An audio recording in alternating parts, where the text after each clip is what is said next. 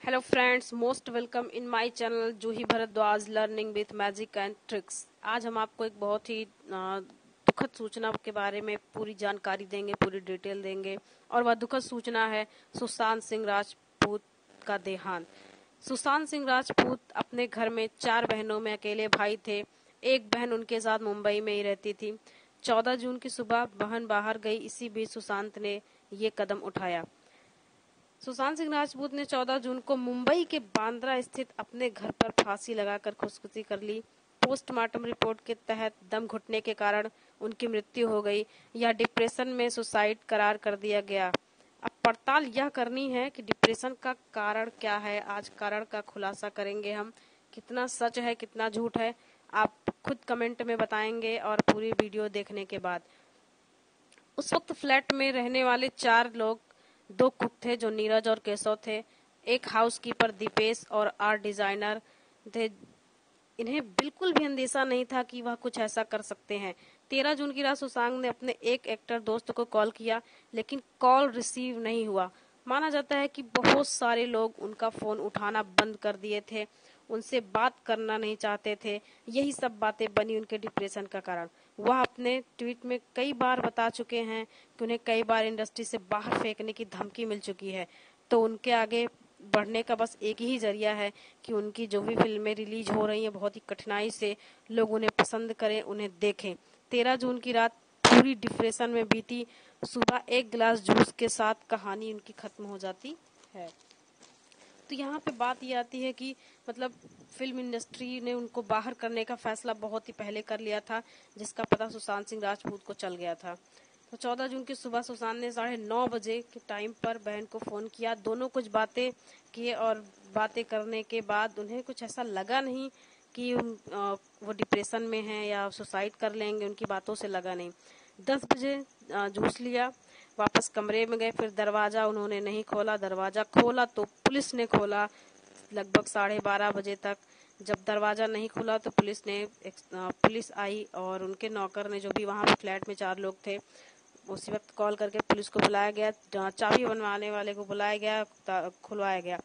उनके परिवारजन और मृत्यु की माने तो वह लगभग 1 साल से नेपोटिज्म के शिकार थे। फिल्म इंडस्ट्री उन्हें छोटी जाति का मछली कहकर मजाक उड़ाती थी, अपने पार्टीज और मीटिंग्स में नहीं इनवाइट करती थी। इनमें कुछ नाम दिए गए हैं, जैसे सबसे बड़ा नाम करें तो सबसे पहला नाम आता है करण जौहर। करण जौहर जो परिवारवाद और नेपोटिज्म, मतलब सबसे बड़ा भेदभाव यही दिखाते हैं, जिनकी फिल्में उनके घमंड के कारण जमीन में कीड़ों की तरह रेंगती हैं। चलने की तो बात छोड़िए।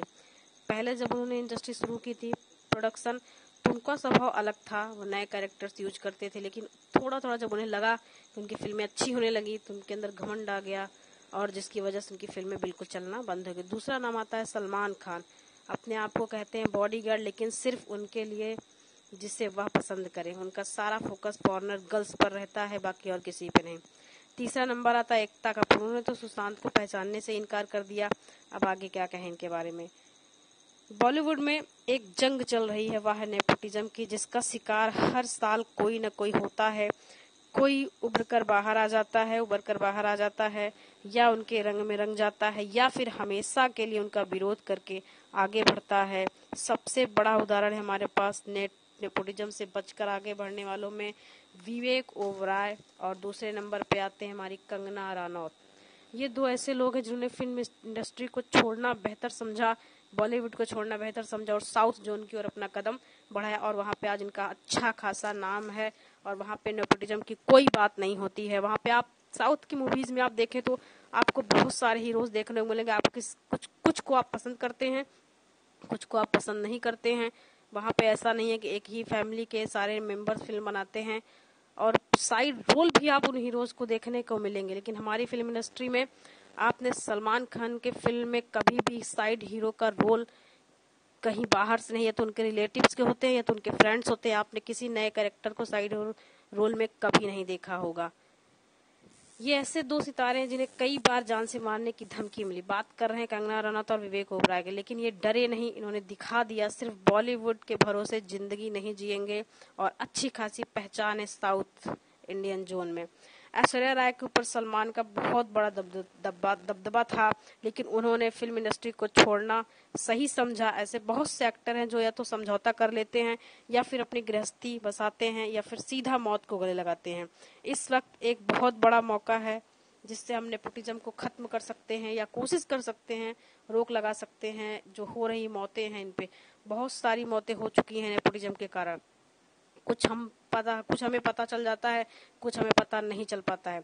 और फिल्म इंडस्ट्री के लिए कुछ नियम होने चाहिए। फिल्म इंडस्ट्री के लिए जैसे आप किसी भी प्राइवेट कंपनी में वर्क करते हैं तो वहाँ का भी एक रूल होता है। अगर आपको कोई प्रॉब्लम है तो आप केस कर सकते हैं। कोई दिक्कत है, आपको सैलरी नहीं दे रहे हैं या फिर वो आपको वहाँ से बाहर निकाल रहे हैं, तो वो बेवजह आपको बाहर नहीं निकाल सकते हैं, आप उन पे केस कर सकते हैं। तो ऐसे इस तरह के नियम फिल्म इंडस्ट्री के लिए भी होने चाहिए। तो हमने ये 5 नियम तैयार किया हुआ है, जो हम 5 नियम आपको जरूर बताएंगे। और ये 5 नियम आप अगर सपोर्ट करेंगे तो यह नियम बहुत ही आगे बढ़ेंगे। देखिए, ये नियम मैं आपको अपने अगले